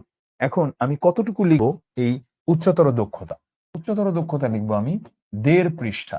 উচ্চতর দক্ষতা আমি লিখব ১.৫ পৃষ্ঠা। এই ১.৫ পৃষ্ঠার মধ্যে কি, কি থাকবে? এই ১.৫ পৃষ্ঠার মধ্যে থাকবে আমার ১ম এ একটা জ্ঞানমূলক অংশ, তারপরে আমার একটা অনুধাবনমূলক অংশ, এরপরে আমার একটা প্রয়োগমূলক অংশ, তারপরে আমার একটা উচ্চতর দক্ষতা। উচ্চতর দক্ষতা এমন একটা বিষয় যেখানে আমার একটা প্লট ক্রিয়েট করতে হয়। কারণ আমাকে কোন একটা মতামত দিতে বলছে। যেমন এখানে আমি দেখতে পাচ্ছি যে আমাকে একটা মন্তব্য মূল্যায়ন করতে বলছে। তার মানে কি? আমার কাছে একটা ফিডব্যাক চাচ্ছে, আমার কাছে একটা কমেন্ট চাচ্ছে। যেহেতু আমার কাছে মন্তব্যটা মূল্যায়ন করতে বলেছে, তাহলে আমার করণীয় কি? আমার করণীয় হলো আমি ফার্স্ট একটা প্লট দাঁড় করাবো। আমি আমার যুক্তিগুলোকে বলবো। তারপরে আমি যে কথাটা বলবো। যে এইজন্য আমি মনে করলাম যে আপনি যেটা বলছেন এই কথাটা ভুল। বা এইজন্য আমি মনে করি যে এই চরিত্রটা এই মানে উদ্দীপকের চরিত্রটা গল্পের বা প্রবন্ধের ওই চরিত্রটাকে পুরোপুরি প্রতিফলন করে না, আংশিক প্রতিফলন করে। এইরকম নানাবিধ কথাবার্তা কিন্তু উচ্চতর দক্ষতাতে আসে। যা ১.৫ পৃষ্ঠার লেংথে লিখবা, ৪ টা প্যারায় লিখবা। ১ম একটা জ্ঞানমূলক অংশ লিখবা, ১ নম্বর পাবা। অনুধাবনমূলক অংশ লিখবা, ২ নম্বর পাবা। উদ্দীপক এবং প্রবন্ধ ২ টাকে নিয়ে লিখবা।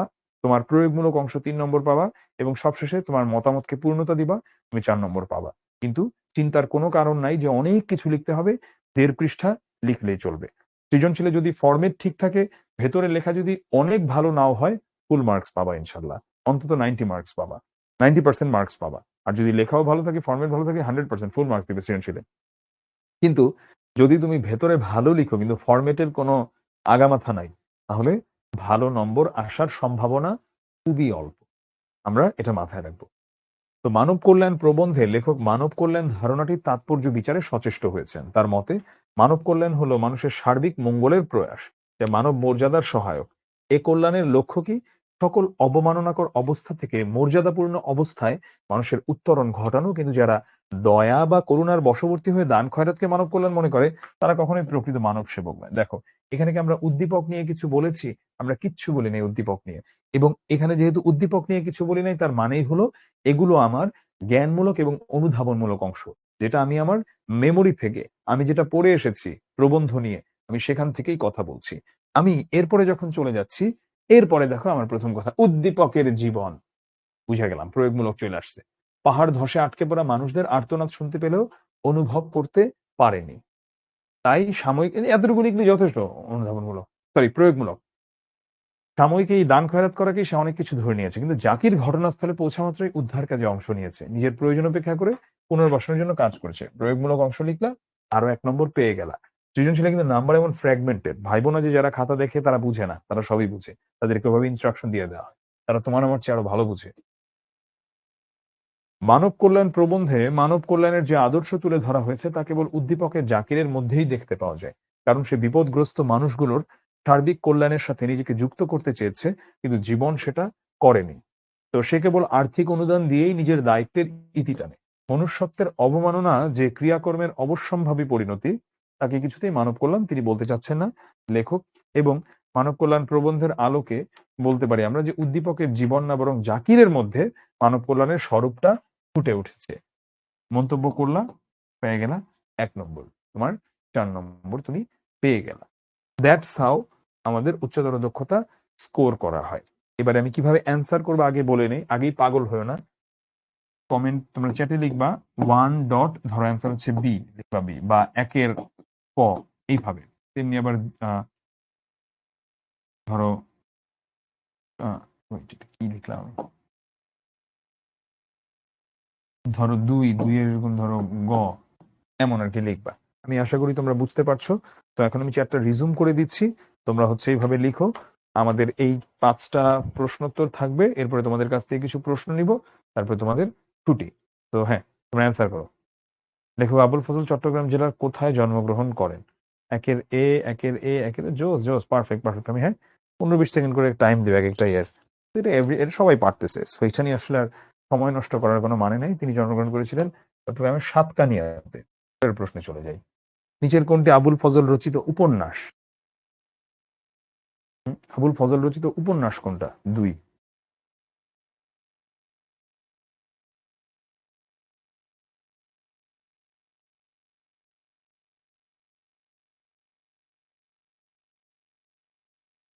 আচ্ছা, 2 এর সি বলছে অনেকে, না এটা হচ্ছে 2 এর বি হবে, রাঙা প্রভাত।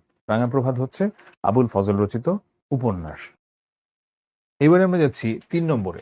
ভিক্ষা গ্রহণকারীর দীনতা কোথায় প্রতিফলিত হয়? সরাসরি লাইন এটা। মেহেদি একটু গেলে একটু জুম ইন করে দিতে হবে আমাদেরকে চ্যাটের অংশটা। হ্যাঁ, এই ভিক্ষা গ্রহণকারীর দীনতা, এটা কিন্তু আমি বলেছিলাম যে সাহায্য নেয়, সেটা তো সারা মুখে দেখা যায়, ফুটে উঠে। কোথায় সেটা? 3 এর সি একজন বললো, মানে সর্ব অবয়বে। 3 এর সি সি, আচ্ছা 3 এর বি বলছে, কি বি না, অন্তর মাঝে, এটা তো কোথাও নাই লাইন মেনশন। আন্দাজে এটা কোথা থেকে আনলাম? 3 এর এ না, মুখমণ্ডলের, ঠিক আছে, এটা সর্ব অবয়বে। এখন কেন আমরা মুখমণ্ডলে দিব না? কারণ সরাসরি যেই লাইনটা বইয়ের মধ্যে আছে, সারা দেহে, সর্ব অবয়বে সারা দেহে, মানে সারা দেহে না, কিন্তু এটা হচ্ছে আমাদের যা বইয়ে আছে আমরা সেটাকেই দিব লাইন। সমাজের ক্ষুদ্রতম ইউনিট কোনটা? চলো এখানে অ্যান্সার করি, তো 4 অ্যান্সার করি আমরা, 4 অ্যান্সার করি।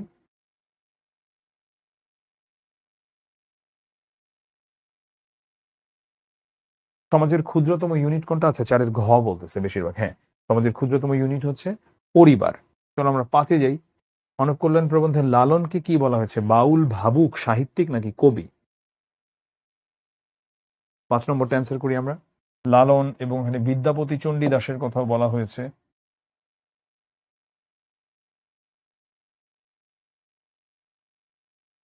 আচ্ছা, লালনকে বলা হয়েছে কবি। প্রথমত সাহিত্যিক শব্দটা তো এখানে আসেই নাই কোথাও। অনেকে বাউল দিছো, বাউল না, ভাবুকও না।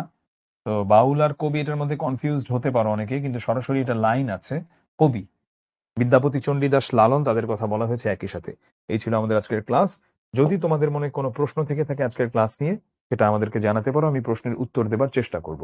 যদি প্রশ্ন এখন না করে পড়ার সময় আটকে তুমি গ্রুপে করো, সেটাও উত্তর দেবার চেষ্টা করব। আর আজকের ক্লাসটা একটু গুছিয়ে নোট করে নিবা, তাহলে ভালো হবে। উপাচার্য মানে হচ্ছে বুঝায় একটা ইউনিভার্সিটির যে ভিসি থাকে, ভাইস চ্যান্সেলর, এটাকে, তাকে হচ্ছে বাংলায় বলে উপাচার্য। আর যদি আজকের ক্লাসটা ভালো লেগে থাকে, শিখবো জিতবো গ্রুপে আজকের ক্লাসটা নিয়ে তোমরা বলতে পারো যে তোমাদের কাছে ভালো লেগেছে আজকের ক্লাসটা। হ্যাঁ, পড়াবো ইনশাল্লাহ, সব পড়াবো। রেড ক্রস হচ্ছে মূলত একটা এনজিও এটা। হ্যাঁ, ঘয়ের 4 নং প্যারায় কি লিখবো? ঘয়ের 4 নং প্যারায় মূলত আমরা তোমার কাছে প্রশ্নে যেই বিষয়টা চেয়েছে, সেই বিষয়টা নিয়েই তোমার মতামতটা দিবা। তোমার মতামতটাকে পূর্ণতা দিয়ে বলো যে হ্যাঁ, এজন্যই আমি এটাকে সমর্থন করি, বা না, এই জন্যই আমি এটাকে সমর্থন করি না, এরকম। মেটামরফোসিস বইটা একজন পড়েছে, সে বলেছে চমৎকার, চমৎকার। চাটুকারিতা বলতে হচ্ছে পাম মারা বলতে পারো, আরে পাম দেওয়া মানে কি, বা তেল মারা বলে না, এটা আর কি। পুনর্বাসন মানে এভাবে বলতে পারো, যেমন ধরো তোমার, তুমি হচ্ছে বন্যায় মানুষের ঘরবাড়ি ভেঙে গেছে, তারপরে আমরা তাদের পুনর্বাসনের ব্যবস্থা করলাম, তাদের নতুন ঘরবাড়ি বানিয়ে দেওয়াতে হেল্প করে, এটা। কাঙালি বলতে এখানে বোঝাচ্ছে অনেক গরিব ফকির মিসকিন, এটা বোঝাচ্ছে আর কি। হুম। স্বয়ম্ভু মানে হচ্ছে, যেটা আমরা এখানে বলেছি একটু আগেও, সেটা হচ্ছে স্বয়ম্ভু বা নিজে নিজে, এই বিষয়টা ওখানে বোঝাচ্ছিল যে মানব কল্যাণটা নিজে নিজে হয় না, সবার এর সাথে একসাথে হয় আর কি। এক্সিস্টেন্সিয়ালিজম কি? এখানে মেহজাবি নেই একটা মানে বাক্যে এটা বলা যাবে না এবং এটা এখানের জন্য জানাটা ইম্পর্টেন্ট না। আমি বলেছি কারণ যদি এক্সিস্টেনশিয়ালিজম নিয়ে জানার ইচ্ছা থাকে একটু ফ্রেডরিক নিটশে লিখে সার্চ দিবা। তুমি এক্সিস্টেনশিয়ালিজম কি যথেষ্ট বুঝে যাবা। মুক্ত বুদ্ধির চর্চা বলতে ওর মূলত বোঝানো হয় যে যেই বুদ্ধিটা বা যা নিয়ে কথা বলছি বা ভাবছি সেখানে আসলে কোনো গোঁড়ামি নাই বা কোনো পুরনো কোনো কিছু নাই। দীনতা মানে খুবই খারাপ অবস্থা। রিহ্যাবিলিটেশনটাও হচ্ছে এমন ওই পুনর্বাসনের মতোই আরকি এটাকে বলতে পারো। জাগতিক মানব ধর্ম মানে হচ্ছে এই জগতে মানুষই যে হচ্ছে সবার আগে ধর্ম, বর্ণ, জাতি, গোত্র নির্বিশেষে এটাই। ডিগনিটি মানে মর্যাদা। গ্রুপ নাই, একজন গ্রুপে নাই বলেছে তোমার ক্লাস এবং কোয়ার্টারের নাম লিখে সার্চ দিলে Facebook এ গ্রুপটা আসবে। ওখানে রিকোয়েস্টটা পাঠাবা এবং যা ডিটেইলস চাবে প্রশ্নগুলোর উত্তর দিবা। আর তোমরা হচ্ছ যদি তারপরে সমস্যা হয় 16780 তে কল দিতে পারো। মানবতন্ত্র মানে এখানে যেটা বুঝিয়েছে যে যা মানুষের জন্য কল্যাণকর, যা মানুষের জন্য মর্যাদাকর ওই নিয়মটাকেই মানবতন্ত্র বলা হয়েছে। আমরা কিভাবে ভিক্ষা দিব? আমরা ভিক্ষা দেব না। প্রগতিবাদী বলতে যেটা বুঝিয়েছে এখানে যে মূলত তার চিন্তাধারার মধ্যে গোঁড়ামি বা কুসংস্কার ছিল না। আধুনিকতা ছিল এটাই। স্রেফ মানে হচ্ছে একেবারে। স্রেফ একেবারে এমন আরকি। ঠিক আছে। আমি আর কোন প্রশ্ন পাচ্ছি না যে মামুলি মানে খুবই সামান্য, সোপান মানে সিঁড়ি। একই প্রশ্ন এখন রিপিট হচ্ছে। এরপরেও প্রশ্ন থাকলে গ্রুপে করো। আর শিখবো জিতবোতে আজকে আমি তোমাদের পোস্টের অপেক্ষায় থাকলাম যাদের কাছে ক্লাস ভালো লেগেছে তাদের জন্য। আর আমি জানি না, আমি জাস্ট তোমাদের ফিডব্যাক চাই। ক্লাস কেমন লেগেছে? সবাই ভালো থাকবে, সুস্থ থাকবে।